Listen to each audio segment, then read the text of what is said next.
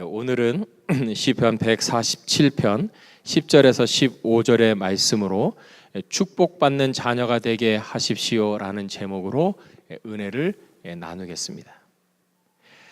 여러분은 삶을 어떻게 생각하십니까? 여러분은 하루하루 살아가는 그 삶을 어떻게 대하십니까? 어차피 태어났으니 어쩔 수 없이 살아야겠다, 이렇게 여러분 인생을 생각하십니까?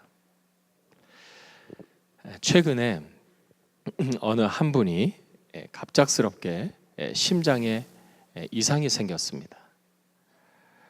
심장이 찢어질 것 같은 그 고통 속에 이머전시로 병원에 가게 되었습니다. 병원에 가서 상황이 아주 심각한 것을 알고 바로 수술실로 가서 심장 수술을 받았습니다. 의사가 하는 말이, 당신이 조금만 늦었더라도 당신은 산소가 공급되지 않아서 당신은 죽었을 겁니다. 이분이 정말 하나님의 은혜로 하나님께서 그의 심장을 붙잡으셔서 생명을 연장시켜 주셔서 사는 것입니다. 이분이 한 이야기입니다. 나이가 이제는 인생의 후반부를 사는 것이라고 생각을 했는데, 이 일을 겪고 나서 인생의 후반부를 사는 것이 아니라는 것을 알았다는 거예요. 인생의 후반부가 아니라 인생의 연장전을 살고 있는 것이다. 벌써 끝났어야 되는데 하나님께서 은혜를 베푸셔서 인생의 연장전을 살아가고 있다. 그러면서 이분이 하는 이야기입니다. 살아있다는 것은 축복입니다. 삶은 축복입니다. 여러분, 삶은 하나님이 여러분에게 주신 축복이라는 것을 믿습니까? 삶은 축복입니다.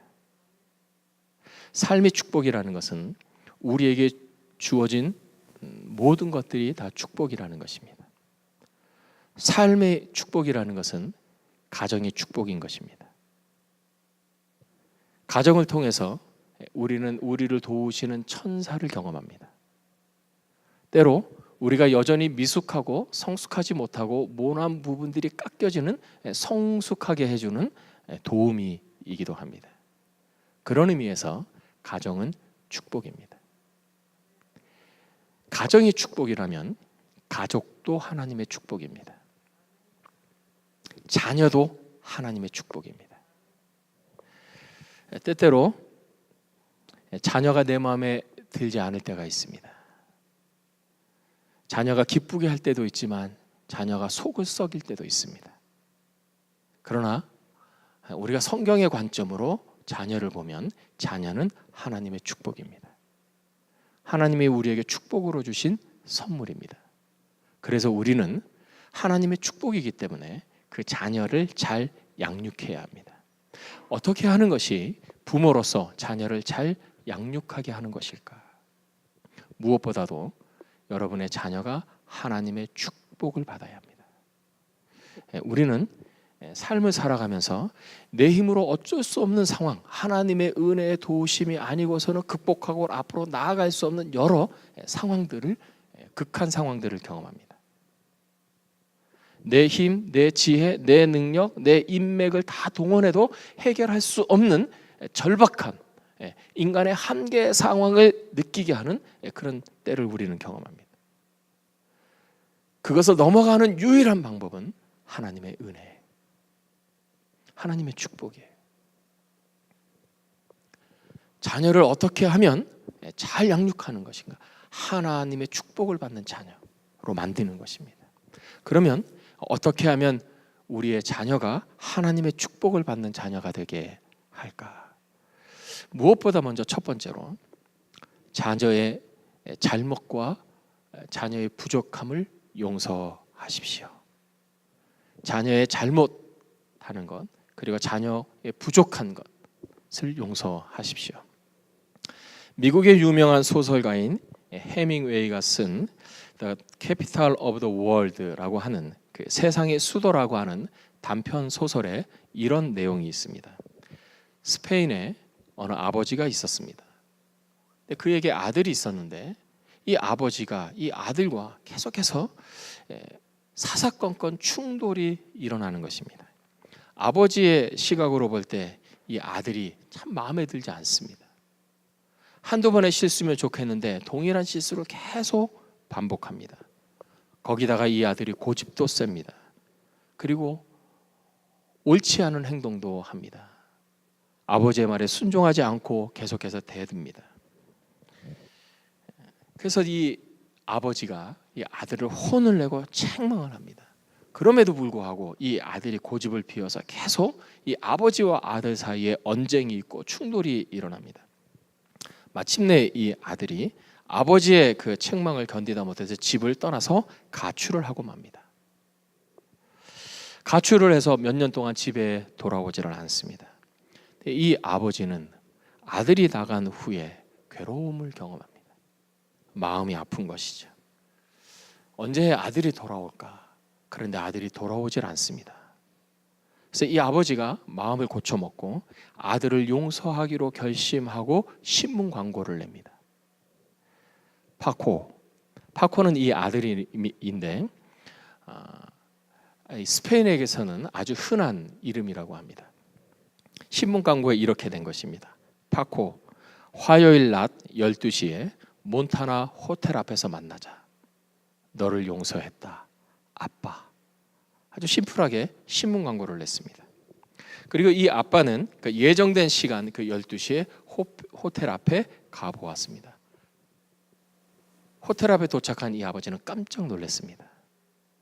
해밍웨이는 쓰기를 약 800명의 파코가 그 호텔 앞에 모였다. 해밍웨이가 말하고 싶은 것이 무엇입니까? 자녀들은 아버지의 용서를 바란다는 거예요. 어머니의 용서를 바라는 거예요. 여러분, 자녀들이 아무리 잘해도 부모의 마음에 100% 충족시켜주는 마음에 드는 자녀가 어디 있겠습니까? 부모로서 해야 될 첫 번째 일은 자녀의 허물과 부족함을 그리고 잘못한 것을 용서해 주는 것입니다. 특별히 그리스도인은 하나님의 사랑을 경험한 우리 그리스도인들은 자녀를 용서해야 돼요. 하나님의 사랑이 우리에게 어떻게 나타났습니까? 십자가의 사랑이 우리에게 보여주는 것이 무엇입니까? 무엇보다 먼저 우리의 죄를 용서하셨다는 거예요. 하나님의 사랑은 그러므로 곧 용서인 것입니다. 그래서 에베소서 4장 32절이 이렇게 말씀합니다. 서로 친절하게 하며 불쌍히 여기며 서로 용서하기를 하나님이 그리스도 안에서 너희를 용서하심과 같이 하라. 서로 용서하기를 하나님이 그리스도 안에서 너희를 용서하심과 같이 하라. 이 말은 너희가 하나님의 그 아들 예수 그리스도의 죽음으로 말미암는 용서를 경험했다면, 너희가 그리스도인이라면 너희 자녀를 용서하라라는 말이에요. 무엇보다 먼저 부모는 용서할 줄 알아야 합니다. 여러분의 자녀가 해밍웨이가 말한 그 파코일 수 있다는 사실이에요. 두 번째로, 여러분의 자녀가 하나님의 축복을 받는 자녀가 되기 위해서는 어떻게 할까? 오늘 본문에 그 길이 나옵니다. 오늘 본문은 여호와 하나님께서 우리에게 주시는 축복의 내용이 나옵니다. 우리 13절 14절의 그 축복의 내용인데, 우리 13절 14절 말씀을 우리 다 함께 읽겠습니다. 13절 14절 시작. 그가 내 문빗장을 견고히 하시고 내 가운데에 있는 너의 자녀들에게 복을 주셨으며 내 경내를 평안하게 하시고 아름다운 밀로 너를 배불리시며. 하나님께서 축복해 주시는데 그 축복이 무엇인가? 첫째는 문빗장을 견고히 하시고, 이 문빗장을 견고히 하신다는 말은 안전하게 지키신다는 것이죠. 가정을, 우리의 삶의 터전을 위험으로부터 보호해 주시는 것입니다. 두 번째는 자녀들에게 복을 주시며, 하나님께서 우리를 축복하시는데 우리만 축복하시는 것이 아니라 우리의 자녀들을 축복하시는 거예요. 자녀들이 축복받는다는 것은 자녀들이 형통한 것이고 자녀들이 번성하는 것이에요. 즉 자녀들이 성공적인 인생을 산다는 것입니다. 세 번째, 경례를 평안하게 하시고 내적인 평안함이 있다는 것입니다. 하나님께서 우리에게 축복하시면 평안함뿐만 아니라 기쁨과 즐거움이 있습니다. 아름다운 밀로 배불리시며, 하나님의 축복을 받는 사람은 부유함을 경험합니다. 하나님의 축복을 받은 사람은 풍요로움을 경험합니다. 하나님이 축복하시는데 하나님이 누구에게 이 축복을 주시느냐? 하나님이 아무에게나 이런 축복을 주시는 것이 아니라 축복을 주시는 사람들이 있다는 거예요. 그것이 11절입니다. 우리 11절 말씀 우리 함께 읽겠습니다. 11절 시작. 여호와는 자기를 경외하는 자들과 그의 인자하심을 바라는 자들을 기뻐하시는도다. 하나님은 누구에게 이런 축복을 주시느냐? 하나님이 보시기에 기뻐하시는 사람, 하나님께 기쁨을 주는 사람에게 하나님은 이런 축복을 주시는다. 근데 하나님은 누구를 보실 때 기뻐하시는가? 자기를 경외하는 자들과 그의 인자하심을 바라는 자들. 하나님을 기쁘게 해드리는 자에게 이런 축복을 주시는데 그 사람은 바로 하나님을 경외하는 자들이에요. 하나님의 인자하심을 사모하는 사람들. 아버지와 어머니가 하나님을 두려워하고 하나님을 경외하면 그 자녀들이 복을 받는 것이에요. 어머니와 아버지가 하나님의 인자하심을 사모하면 그 어머니 아버지를 통해서 자녀가 하나님의 축복을 받는다는 거예요. 성경에 보면 하나님께서 자신을 설명하시는 그 많은 내용 중에 구약에 특별히 많이 나오는 하나님에 대한 말씀이 있습니다. 하나님은 아브라함의 하나님이요 이삭의 하나님이요 야곱의 하나님이라는 거예요. 우리가 잘 아는 것처럼 아브라함의 아들이 이삭입니다. 그리고 이삭의 여러 아들 중에 하나가 야곱이에요. 아브라함의 하나님, 이삭의 하나님, 야곱의 하나님이라는 것은 하나님이 3대를 사랑하시는 하나님이라는 것입니다. 그리고 이 말씀에는 아브라함을 사랑하시는 하나님께서 이삭도 사랑하셨고 이삭을 사랑하신 하나님께서 야곱을 사랑하셨다는 것이에요. 다른 말로 하면 아브라함을 축복하신 하나님께서 아브라함을 축복하셨을 뿐만 아니라 그 아들 이삭을 축복하셨고 이삭을 축복하신 하나님께서 그 아들 야곱을 축복하셨다는 거예요. 다르게 해석을 하면 아브라함을 축복하신 그 축복이 이삭에게로 갔고 이삭을 축복하신 그 축복이 야곱에게로 갔다는 거예요. 축복이 대를 이어서 계승됐다, 흘러내렸다는 것이에요. 그것이 아브라함의 하나님, 이삭의 하나님, 야곱의 하나님. 오늘 본문에서 말씀하는 거예요. 아버지 아브라함 때문에 그 아들 이삭이 하나님의 축복을 받았어요. 아버지 이삭 때문에 그 아들이 야곱이 축복을 받았어요. 축복이 위에서부터 아래로 흘러내리는 것이에요. 그것이 아브라함의 하나님, 이삭의 하나님, 야곱의 하나님. 아버지로 인해서 자녀들이 축복을 받았어요. 왜요?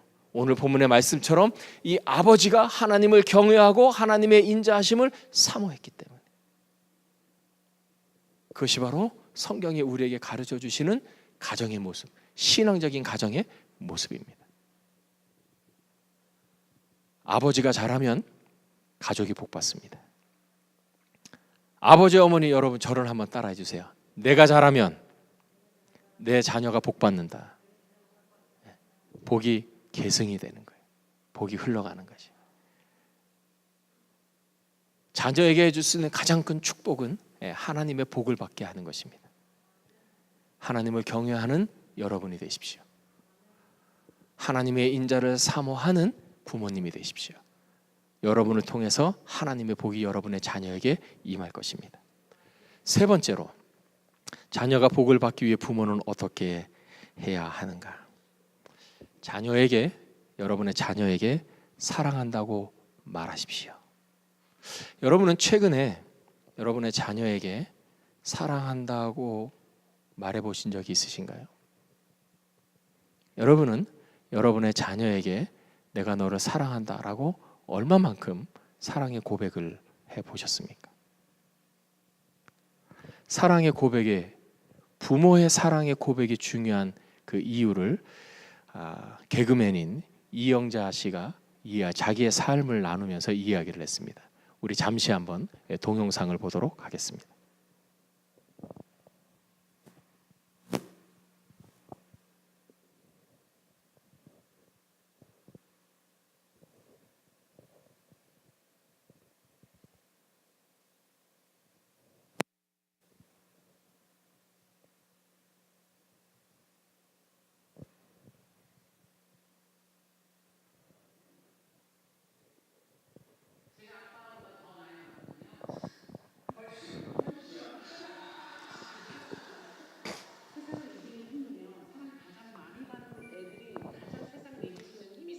소리 조금만 켜주셔도 될 것 같아요.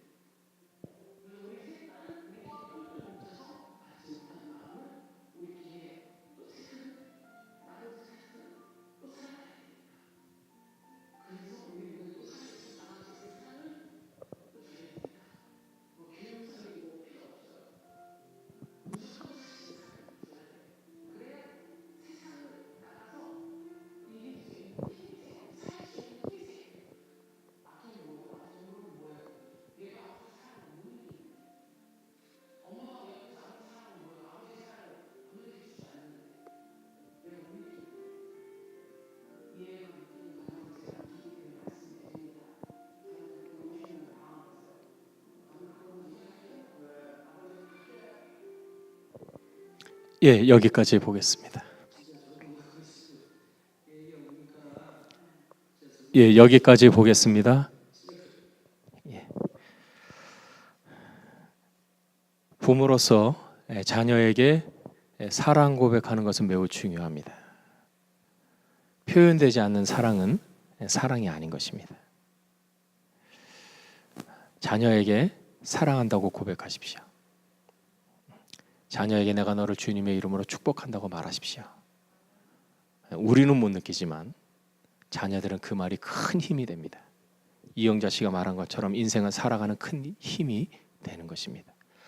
말로 못하겠다면 글로라도 하십시오. 카톡으로라도 하십시오. 조그마한 메모지라도 하나 쓰십시오. 내가 너를 정말 사랑한다. 마지막 네 번째입니다. 하나님의 복을 받는 자녀가 되기 위해서 우리는 어떻게 해야 하는가? 자녀를 위해 축복 기도해 주십시오. 매우 중요한 두 가지 현실적인 사실이 있습니다. 첫째, 여러분이 여러분의 자녀를 위해 축복 기도하지 않으면 이 세상에 여러분의 자녀를 위해 축복 기도해 줄 사람은 거의 없다는 거예요. 두 번째, 여러분이 부모인 여러분만큼 여러분의 자녀를 위해 간절하게 사랑으로 기도해 줄 사람은 이 세상에 아무도 없어요. 자녀가 정말 성공적인 인생, 축복된 인생을 살기를 원한다면 자녀를 위해서 기도하셔야 돼요. 하나님의 은혜와 하나님의 축복이 임하도록 기도하셔야 돼요. 기도 없이 어떻게 인생을 살아가겠어요? 이렇게 말씀드리면 좀 이상할 수 있지만 이해가 쉽게 하기 위해서 이렇게 말씀드립니다. 기도는 투자와 같습니다. 기도는 적금과 같아요. 성경을 보면 하나님이 기도하는 모습을, 우리가 기도하는 모습을 하나님은 보고 계세요. 고넬료가 계속 기도를 해왔어요. 백부장 고넬료가 어느 날 하나님께서 천사를 보내셨어요. 그리고 말씀하셨어요. 내가 너의 기도를 보았다.